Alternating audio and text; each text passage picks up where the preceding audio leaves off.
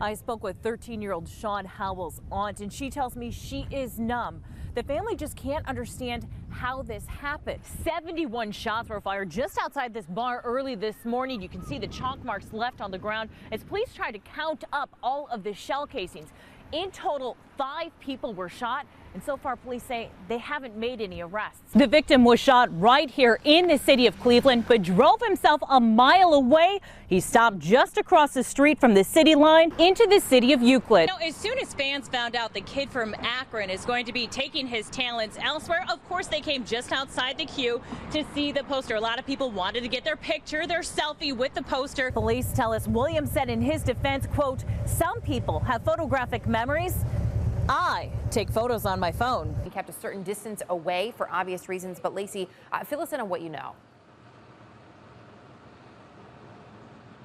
Yeah, and actually they just moved us back not too long ago, about another block away from where the house actually is. If you can see down the street, the SWAT team, U.S. Marshals, Cleveland Police have all been on the scene a little over 3 hours. Now, they are looking for Tommy Griffin III. He is a former Cleveland police officer. He was arrested back in January for assaulting, kidnapping, and raping a woman. He is set to go on trial on Monday, but on Saturday, he cut his GPS ankle monitor and hasn't been seen since. Now, I spoke with his daughter yesterday. He was staying with her, and when she left for work on Saturday afternoon, she said she talked to him. He said he was going to make pierogies for dinner, so she had no clue that he was going to take off. She said his car was still in the parking lot of her apartment when she got the call saying, "Hey, do you know where your dad is?" His GPS monitor had just been cut. Fast forward to today, about 11 o'clock, we got a call from the U.S. Marshals saying that they had a house surrounded. Potentially Griffin was inside. Now, on scene, we have been able to hear from the bullhorn, police saying, you know, come out with your hands up. Can you at least come to the window, wave, let us know that you're okay? We don't know for sure that he is inside, but they do have this house surrounded, and I can tell you there are a handful of schools in this area. They have all been placed on lockdown. There are police officers at those schools. Parents have been notified to make sure that they know what is going on and that all of the students are safe at this time. But again, we have the U.S. Marshals, we have the Cleveland SWAT team surrounding this house, hopefully trying to bring out former Cleveland police officer Tommy Griffin III. All right, we'll continue to stay on that and check in with you as well. Lacey, Chris from our affiliate WOIO. Lacey, thank you. Well, this is the center of where the storm hit last night. You can actually see this tree that was snapped off. Now, Burger King workers tell me they can actually hear the tornado come up through this creek, jump over the street into that parking lot.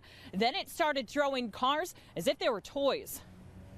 Watch closely to the top left of your screen. There are 2 cars, both white, that will get swept up and spiraled by an EF1 tornado. The car on the left skids, slides, and is slammed onto its roof. The car on the right rolls, but lands back on its tires. My poor coworker was outside, and she was like, I was holding on to the wall. You can see the whirling of the tornado whip through the parking lot. All of a sudden, like, there was just like all of our windows and doors blew open, and the lights started flickering, and then everything just shut down.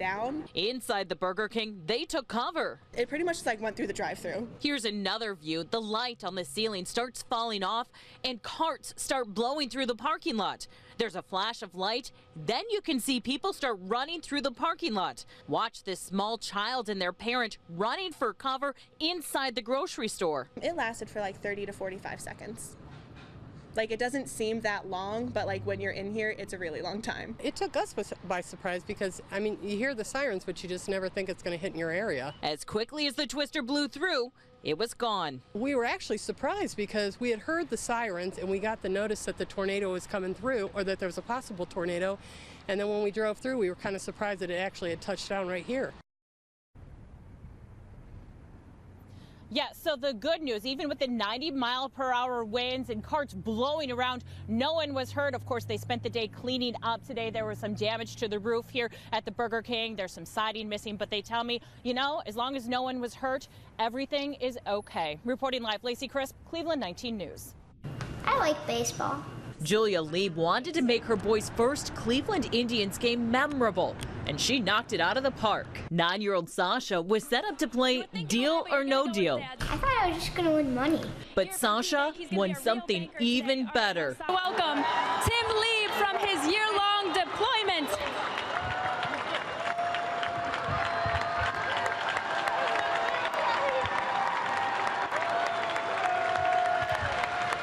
His dad, Chief Petty Officer Tim Lieb, has been in Guantanamo Bay with the Coast Guard for the past year. I guess it was a challenging year for the boys especially. It was hard, a lot of sleepless nights. But he surprised the boys by showing up to the tribe game. I was like, wait, who's home? And then I looked behind me, and my dad's there. It was Tim's game plan, and Julia couldn't even tell friends and family about the big surprise. Well, Jonah was so scared he was hiding, so I was just hoping that Jonah wouldn't be so scared that he wouldn't hug his dad, but as soon as he saw him, he melted. I cried a little. So did we, Sasha. So did we. What was the best part about the game? Dad. After that emotional reunion, the family only got a couple of hours together before Chief Petty Officer Lieb had to go back to his base for a couple of days. But he'll be back for good this weekend, and the boys tell me they already have plans for him.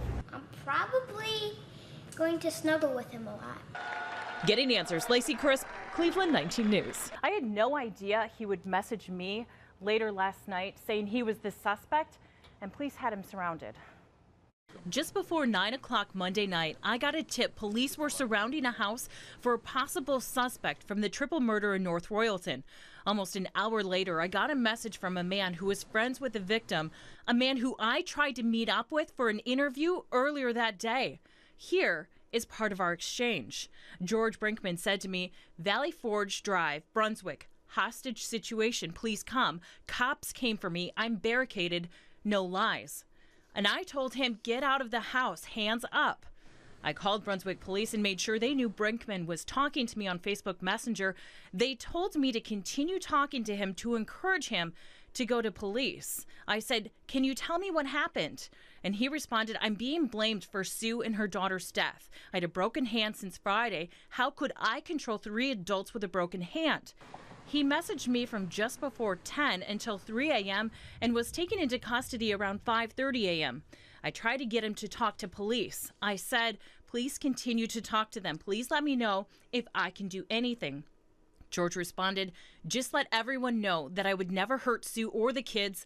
I loved them too much. And just to be clear, when I asked him for an interview, I did not know that he was a suspect. We talked to dozens of people on Facebook like Brinkman every day for stories.